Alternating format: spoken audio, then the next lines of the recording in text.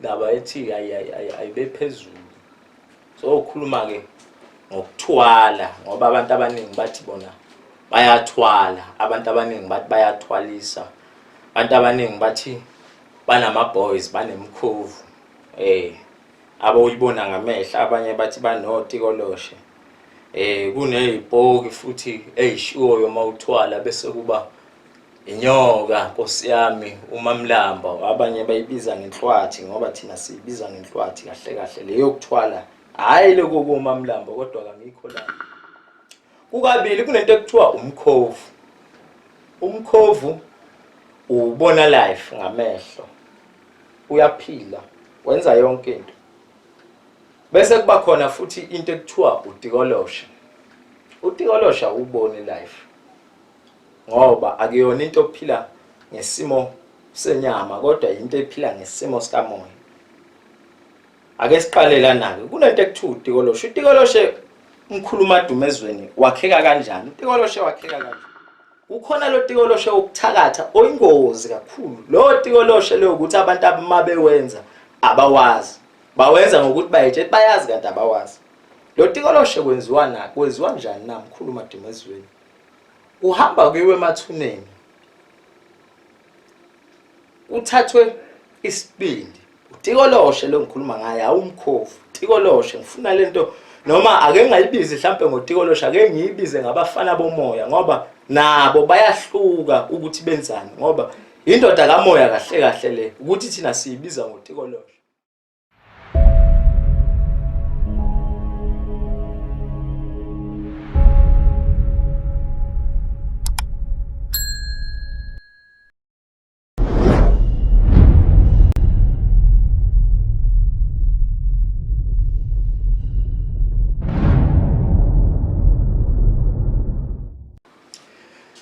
Sinibingelele babukeli bensika isizwe TV1. Lo okhulumayo usawena umkhuluma dumezweni. Fana ka somkhehlekhehle. Siboko esikhehlezela amathambo, siboko esikhehlezela imali benogedezile. Kube unonji kanjikane. Uma belembedlembe dlamiso kwajongosi. Thambiswe inhliziyo zabafazi namadoda. Sandla siyaphilisa kwabaphilayo, sandla siyabulala kwababulalayo. Yeah. Cha sithi size namhlanje Nkosi yami sizofundisa noma sizoqhubeka la sasigcina khona ngoba umkhuluma dumezweni kahle kahle umuntu ofundisayo. Ezinye izinto bengizocela nje ababukeli ukuthi embuzweni abayibuzayo Nkosi yami angangibuza ukuthi wemkhuluma dumezweni kahle kahle wena lezi zinto okhuluma ngazo uyazenza na ngoba khuluma dumezweni ngicabanga ukuthi wakubeka nje kwacaca ukuthi cha khuluma dumezweni bakithi akathwalisi. Cha kasithwalisi kasithwalisi Nkosi yami.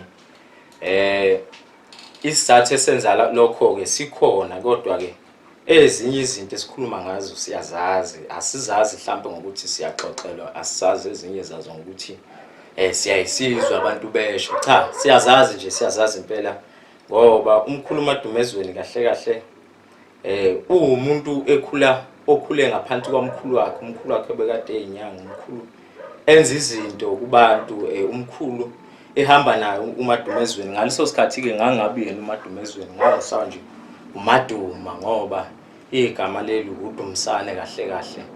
Bese kuthiwa amaduma kuthe mase kufika ke lobunyanga kase kuba umkhuluma dumezweni. Manje ke lezi zinto engikhuluma nazo Nkosi yami ngiyazazi ukuthi cha kangizenzi ke ngesizathu engizocela ukuthi ngingasibeke kwamanje. Kodwa umuntu uyafuna ukuthi azi kahle kahle ungangifoneli. Uyafika nje kimi sihlale phansi ke sixoxe ukuthi kahle kahle wemkhuluma dumezweni yini wena oyenzayo. Ngiyobeke sengubeka ngoba mina kangisidayisa ngeke ngithi hayi ngenza ukuthi angeke ngisho kanjalo. Namhlanje ke into engize ngayo kahle kahle ngize ngoba kunembuzo efikile la bathi mkhuluma dumezweni siyakuzwa ukhuluma ngokuthwala. Isikhathi esiningi mawukhuluma mkhulu uyaxeka. Yini legxekisa kangaka ugxeke inyanga? Kwenzakaleni mkhulu kanti yini wena lengaka oyibambelene nalabantu abathi bayathwalisa. Cha Nkosi yami, ayikho into engiyibambele abantu noma engathi abantu abaseminyangeni ukuthi angikholelwe kuyidayiseni kwenyanga. Ezinye izinto futhi abayikhulumayo ezinye zabo ngiyibona ukuthi cha ziyageja. Manje ke mina ngiyafundisa ngoba lezi zinto engikhuluma ngazo ngiyazazi. Namhlanje ngizobeka ndaba ethi ayibe phezulu. So ukhuluma ke ngokuthwala ngoba abantu abaningi bathi bona bayathwala, abantu abaningi bathi bayathwalisa, abantu abaningi bathi banama boys banemkhovu abayibona ngamehla, abanye bathi banotikoloshe kunezibhoki futhi ezishiwoyo mawuthwala bese kuba inyoka Nkosi yami uMamlamba, abanye bayibiza ngenhlwathi ngoba thina siyibiza ngenhlwathi kahle kahle leyo kuthwala, hayi lokho kuMamlamba kodwa kamikho lapho. Bese kuba inyoka yasemanzini, abanye bathi uyayibona ke ngamehlo bayayikhipha uyibone bayibasho kanjalo. Mkhulu Madumezweni ke into namhlanje aze ngayo uzokubeka uzokucacisa ukuthi kahle kahle lento abantu abasuke bekhuluma ngayo ekuthiwa ukuthwala, okuthiwa ama boys, okuthiwa otikoloshe, ispoki, ngibala izizwe, ngibale ini, zikhona na lezi zinto Mkhulu Madumezweni abakhuluma ngazo uma wena uthi izinyanga eziningi ezithi ziyathwalisa kayithwalisi? Sure zonke lezi zinto esizikhulumayo zikhona na? Mkhulu Madumezweni ke Nkosi yami uzokubeka kucace bha ukuthi cha zonke lezo zinto abakhuluma ngazo zikhona, ziyaphila. Kuukuthi abantu abakhuluma ngazo iningi labo Nkosi yami abazazi. Funa ke sicacise ukuthi kunalento ekuthiwa imyth. Imyth ilento ilenganekwane esixoxelwa ogogo ukuthi hayi lapha na kwaSibanibani kunomkhovu ashayela isipikile, uma ukhuluma uyashwashwada. Imyth. Kube khona into ekuthiwa i-fairy tale. Fairy tale ilabantu abazositshela ukuthi hayi lapha kwaSibanibani kunenyoka ephalaza imali, iphalaze life uyibona. It's a fairy tale. Bese kuba lento ekuthiwa i-reality. Mkhulu na ukhona nomkhovu, mkhulu na ikhona leyo nyoka? Yebo kukhona, kuukuthi indlela okubekwa ngayo akuyona kodwa kona kukhona, kuyaphila futhi kuyinto engasuki manje. Ukuthwala Mkhulu Madumezweni kukhona na? Yebo kukhona, kuyaphila. Kade futhi kwaba khona, akazi ukuphela manje. Kuukuthi abantu abakhuluma ngakho manje abakwazi, abakuqondi ngoba banalento ukuthi hayi sonke masikhuluma into efanayo ukuthi siyayazi, kanti cha. Khuluma into oyaziyo, hayi oyizwile. Ake siqale lana ke. Kunento ekuthiwa ukuthwala. Umuntu makuthiwa Nkosi yami uthatha ngoba lento ufuna sibuke la. Kukabili kunento ekuthiwa umkhovu. Umkhovu ubona life ngamehlo, uyaphila, wenza yonke into. Bese kuba khona futhi into ekuthiwa utikolosha. Utikolosha ubone life ngoba akuyona into ophila ngesimo senyama kodwa into ephila ngesimo sikamoya. Ake siqale lana ke. Kunento ekuthiwa utikolosha. Utikoloshe Mkhulu Madumezweni wakheka kanjani? Utikoloshe wakheka kanje. Kunento ekuthiwa ukuthwebulwa noma ukuthwetshulwa noma ukuthwebula. Ngamanye amazwi makuthiwa siyathwebula senzani na? Sithatha i-image yakho noma ngithi isithunzi sakho sisithwebule. Ebese lento siyayibamba ngamakhuba thizeni ngoba masoyenza yayifuneni ifuna insila yakho wena umuntu othwetshulwayo. Kodwa angingasho ukuthi si ngoba shothi nami ngiyayibala ke ngithi kwenziwa njani. Kwenziwani ke? Kuthatha lensila yalomuntu ebesihlanganiswa namakhuba thizeni ebese beyamthwebula lo muntu. Uthola ukuthi mabekwenza bakwenza kukabili ke, ukuthi ukwenza lo muntu esaphila ebese yashona yena automatically, or uhambe lento uyoyenza emathuneni ngobani ufuna into ekuthiwa utikoloshe engaphili simo Nkosi yami sisenyama, iphila simo sikamoya. Lento ke mayenziwa kukabili, kokuqala uthwetshula umuntu esaphila kuthathwa insila zakhe zifakwe lapha zixhutshaniswe namakhubalo thizeni ngoba akona amakhamba amakhubalo avusiwe bese lento iyaxutshanisa ifakwe lapha mhlawumbe lo muntu ukuhamba isikhashana nje la angaguli futhi ngoba abantu esikhathi esiningi akaguli tita nje ushawa ikhanda uyahamba uthi usayolala kancane kuba ukulala kwakhe bese lo muntu useshonile kwenziwani ke makwenziwa kanjalo iyathatha lento njalo inyanga ibekile la eyibeke khona uyashona lo muntu kwenziwa into ekuthiwa umncwabo wakhe uyangcwatshwa lo muntu uma engcwatshwa kahle kahle into eyayenze kumuntu uma eshona uyayelandwe abantu bakubo ngoba basuke bazi ukuthi ngaleso sikhathi leso lo muntu uzofa indlela yakhe basuke besehlele manje umuntu othwetshulwayo ushona isikhathi sakhe singakashayi manje ngenkathi nina abantu senimncwabile abafiki laba abantu labaya abazihamba beyomlanda ukuthi hayi wena sibanibani ake sihambeke manje siye le kuze kufika inyanga lapha ethuneni besiyamthatha lo muntu leseyimlethe ngesimo kodwa sikamoya seyimletha ke phike imlethe ekhaya mhlambe iyomfaka okhambeni thizeni ezokwazi ukuthi lento ikhulumise kodwa mayikhulumisa ihamba simo sikamoya angeke kube yinto ozothi mawenzelwe yona wena njengomuntu ovuselwe yona ebese uyayibona live kodwa kukhona ozokuza umzimbeni lento mawunikwa yona ukuthi hayi lento engiyitholayo akuyona into encane kukhona manje ukushwaqa kwenele kufanele kwenzeke kuwena akwazi ukuthi umuntu uzokunika nje into bese ethi hayi hamba ekhaya nawe ingekho into oyizwayo ngisho endleleni uhamba ukuthi ikhona into engihamba nayo ngomoya kodwa manje lento awuyiboni lento futhi mawuzoyenzelwa kuyaye kufune before uzosuke enyangeni kufuna lento ngathi ungayiphupha ifike kuwena ifike ikutshela ukuthi mina ngosibanibani wakasibanibani ngizokwenza into ethile kanje kuwena ngoba lento ivuselwani na ivusela ukuthi yenze lezi zinto ikamoya ukabili ke uma kuvusa itikoloshe ukuthi umuntu ufuna ukuthakatha ngoba isikhathi esiningi ababevusa kuqala babevusela ukuthakatha ukuthi futhi omunye uma eyovusa uvusela ibhizinisi ukuthi unebhizinisi thizeni lo muntu onebhizinisi ke lento ihluka kanje awukwazi ukuthatha nanoma like uma ufuna ukwenza umuntu awukwazi ukuthwebula nanoma umuntu kufuna angathi ungathwebula lo muntu owenza leyo nto leyo khona ma umvusa uzomnika leyo instruction ukuthi wena sibanibani wakasibanibani ngoba usaphila ubuwenza ukuthi nokuthi njengoba usufile ke usunamandla kakhulu futhi usukwazi ukwenza ke lento ngomoya ngoba umuntu mayesefila into ayenza Nkosi yami uma ivusiwe uyenza kakhulu kunakuqala kwazi ukuthi kuzokuthathelwa nanoma umuntu umuntu bathi hayi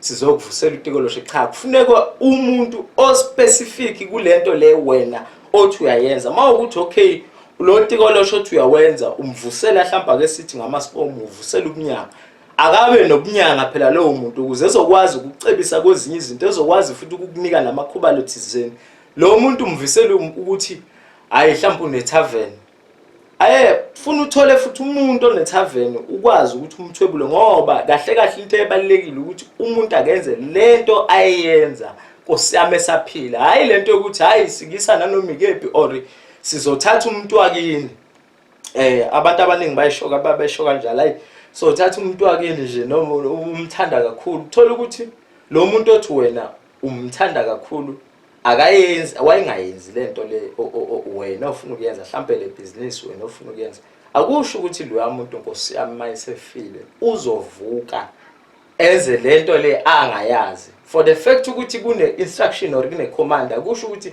leyo command ingaba nanoma ikuphi cha isekutheni wena sibanibani ngoba Nkosi yami usaphila ubuwenza ukuthi nokuthi vuka ke njengamanje ndoda amadoda siyakunika nangu usibanibani wakasibanibani ufuna ukuthi umenzele ukuthi nokuthi i-instruction iba kanjalo umuntu lo othwala ngani Nkosi yami ngotikoloshe utikoloshe kodwa ufunelani ibusiness ebese kuba ukuthi ke umuntu ke manje usethwala ngalo tikoloshe ufuna ukwenzani ke manje usefuna ukuthakatha kukhona lo tikoloshe ukuthakatha oyingozi kakhulu lo tikoloshe le ukuthi abantu ababewenza abawazi bawenza ngokuthi bayetshe bayazi kanti abawazi lo tikoloshe kwenziwa njani na mkhulu madimezweni uhamba kuyiwe emathuneni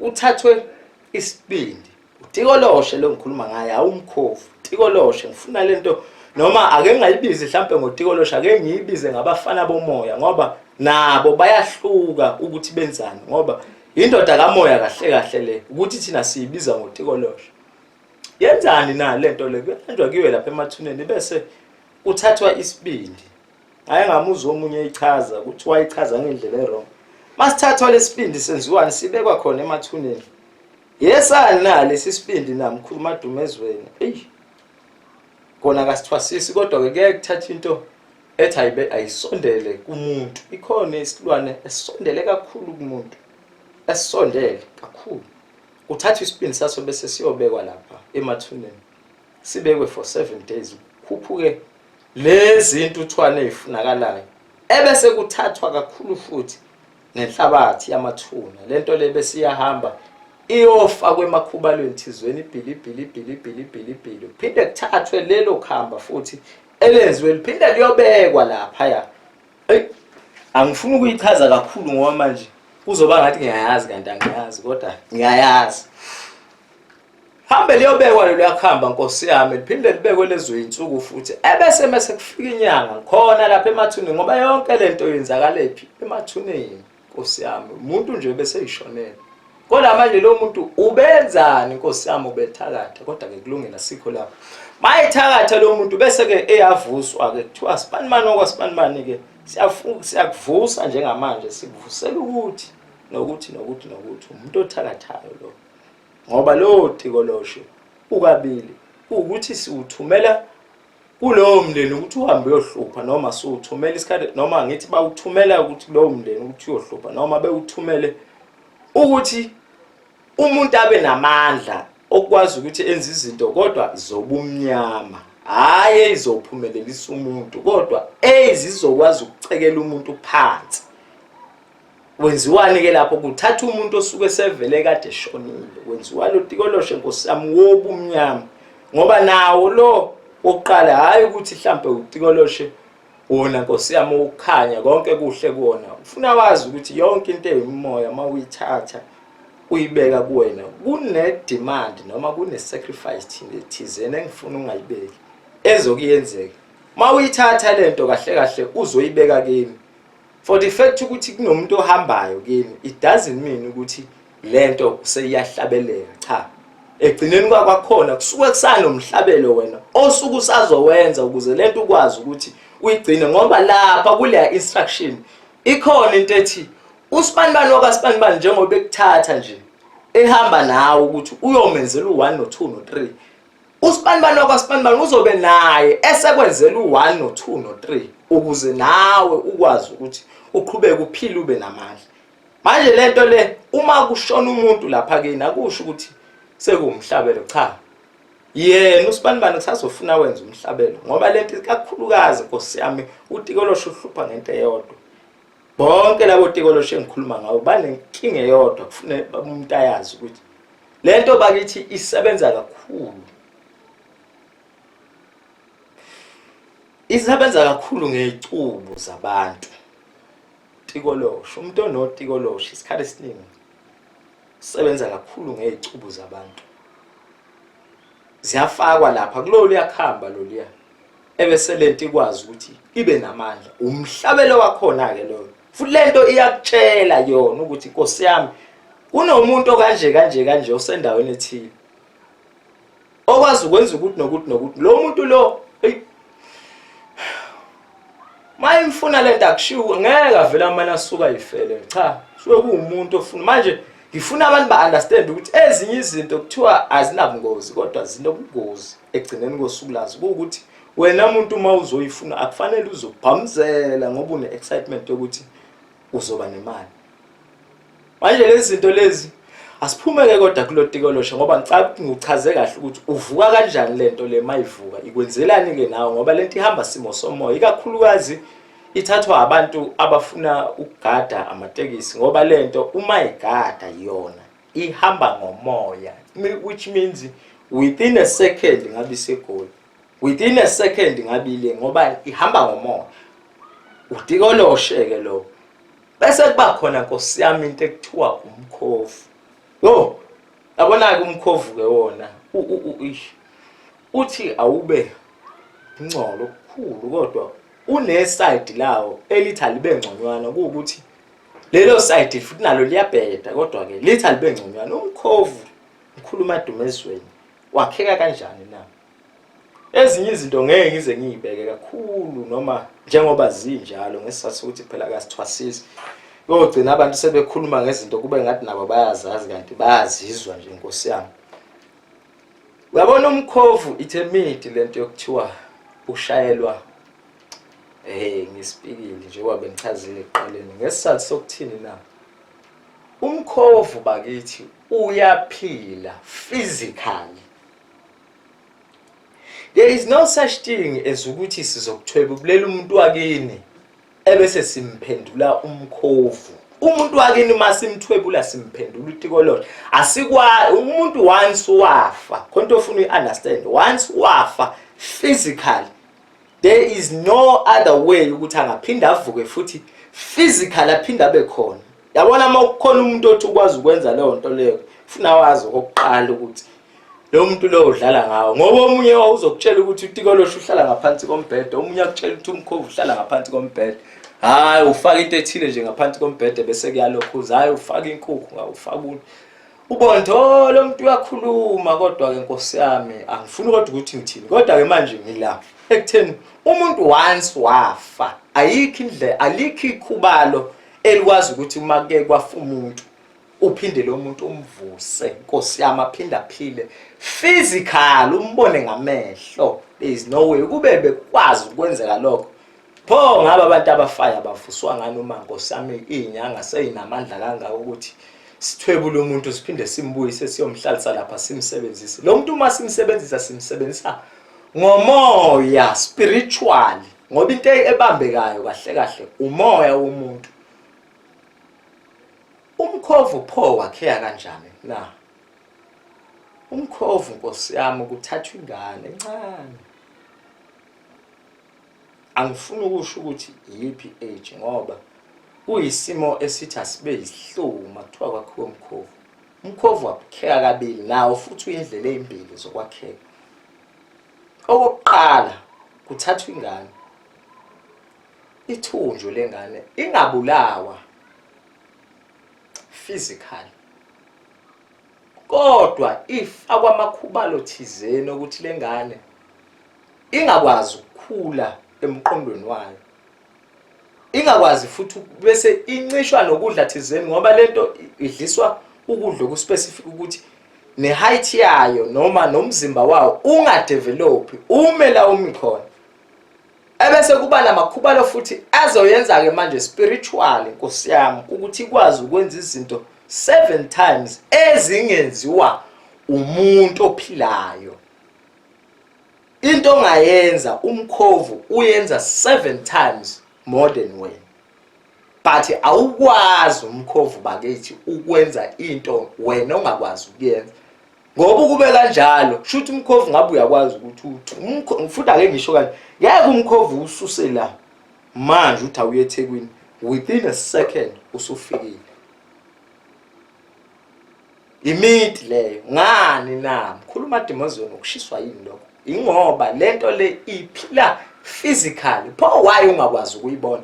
Kunamakhubalo thizweni lento edliswa yona akwazi ukublocker ivision yomuntu obukayo osenze izinto. The reason why lento ibonwa zingane bakithi it is because lento levele ikwi age yazi ingane ukuthi yona seyiyeke ukukhula. Pha uzoba nentshebe kanjani? Yes umzimba uzodevelopa kodwa i-height ngeke idevelop. Nengqondo ukuthi ukwazi ukuyidecidela kahle yonke into uyicabangela ngoba kunabakhubalo thizeni odliswe yona. Lento ifana nokuthi ibulawa spiritual yakhiwe not physical. Physical lo muntu usuke ephila.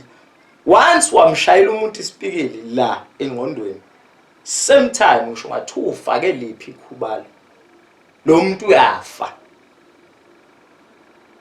Once wafaka isipikili pho yini lento ishwashwade na mayikhuluma na Nkosi yami ngithi phela funa sibe sikhumbula ukuthi ingane le okokuqala iyeke ukudevelopa nje izinto ezizoyenza ukuthi ikhule, but kuzodevelopa ngoba nifuna futhi isebenze.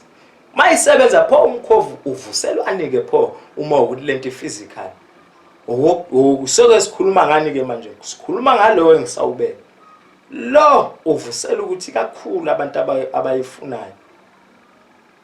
Abanemasimu. Umkhovu wenza into physically. Ukuthi wona mawuyenza ngeke uyenze phambi kwabantu. Uma uhamba futhi physically. Pho why singashayisani pho nawo uma ukuthi uhamba physically? Angithi wona uwakhiwe ngendlela yokuthi ufuna ukwazi ukuhlala kuyishado yomuntu. Awufuni ukushayisana nawe kanje ngoba uma ningashayisana kanje uzozwa ukuthi ikhona into engishayisa kodwa manje lento angiyiboni ngani na lento kugcineni kosuku ikhona physical. Ingakho noma ihamba uzoyizwa ukuthi manje ikhona lento ehambayo kodwa manje awuyiboni ukuthi ifana noma usendaweni lezi zinto ezikhona uyezwa ukuthi hayi manje yazi bakhona abantu abaxoxayo kodwa manje angizwa kahle. Bakhona abantu abala kodwa ngobani lento kunalamakhuba akublockile ayikho lento ukuthi umkhovu uzokwenzela izinto enkulu engaka uzokwenzela lezi zinto nawe ongazenza kodwa kuukuthi wona uzozenza ngaphezulu kwakho. Kanjani na? Njengokuhlakula. Wena umuntu oyedwa mawuhlakula uzokhathala wona ngeke ukhathala ngoba unalamakhuba. Ngani na? Njengokugada endaweni thizeni. Ngeke ulale wona ngoba mawutshela uthi awulala uzobheka. Kuukuthi once into yasuka yamuva yakwele kuzoba nzima kuwona ukuthi usheshe uyilandele. Umkhovu ke lo oqala lo. Ukhona kuyenzeka futhi omunye ke awuthathela ukuthi uthakathe. Mawuthakatha pho uthakatha uyayithatha into physical uyoyibeka lapho kwegcekeni lomuntu. Ngobani wenza izinto eziphysical umkhovu. Yabona nje mangathi uyangena eminyango kokuqala ukufuna ukwazi awungeni ezinlike ngomoya. Cha. Ufuna umnyango uvuleke ukuze ukwazi ukungena ngaphakathi. Ngani na akithi lento physical. Ufuna understand lento khona fairy tale. Khona imiti bese kuba khona ireality. Yonke lento isihluku indlela eyenzeka ngayo kodwa iyenzeka. Bese kuba khona futhi umkhovu la umuntu Nkosi yami ezolala khona nemfene. Mayilala nemfene lomuntu uzaleka ingane. Same time leyo ngane izaleka iyathathwa.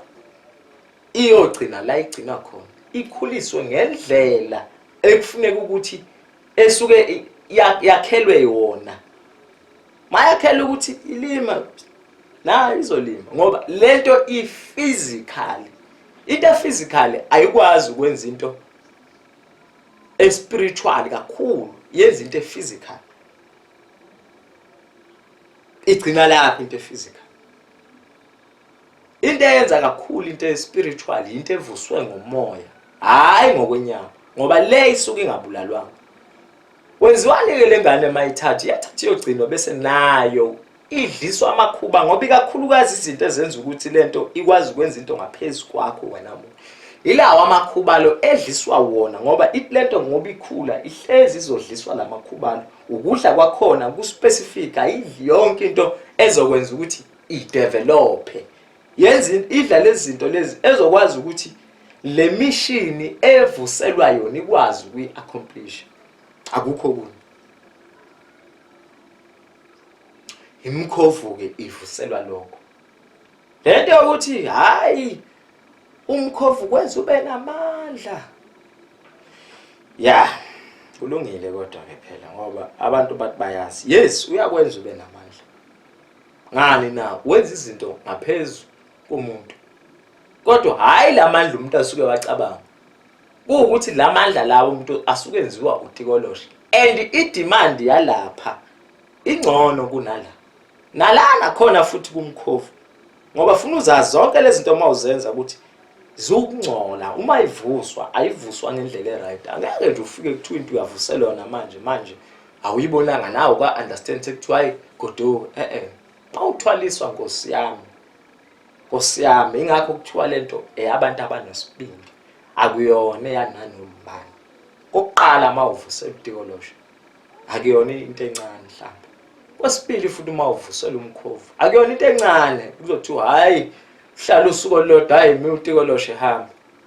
Hawu kanjalo nje yeba uyahlala ngoba kuney'nsuku phela lezi zinto ziyalindwa zonke lezi zinto kuyazi ukuthi masenza lento ofuna silinde isikhathi esingaka lento idevelop silinde isikhathi esingaka lento idevelop ngoba into enkinga-ke ngomkhovu uthatha usamncane uyakhula umkhovu ingakho eminye yawo uyifica isiney'ntshebe hhayi ukuthi ngoba kusuke kuthathwa intshebe yabulawa cha usuchaza ukuthi lento isikhulile yaze yandala ngoba phela ngithi nawo kufika isikhathi phela lento iyafa egcine uyabona kumkhovu awufani noTikoloshe uTikoloshe akufa uTikoloshe uyakhishwa ngani ngoba uspiritual but umkhovu uyafa kodwa manje ekufeni kwawo kuwukuthi uhlala isikhathi asibe side kunesomuntu ngani na angithi nezinto phela ozenzayo zingaphezulu kwezomuntu vele-ke neminyaka ozoyiphila ingaphezulu yomuntu kakhulu futhi ungaze ufice mhlawumbe ama-generation amathathu kuyima ufa ngoba wona uyafa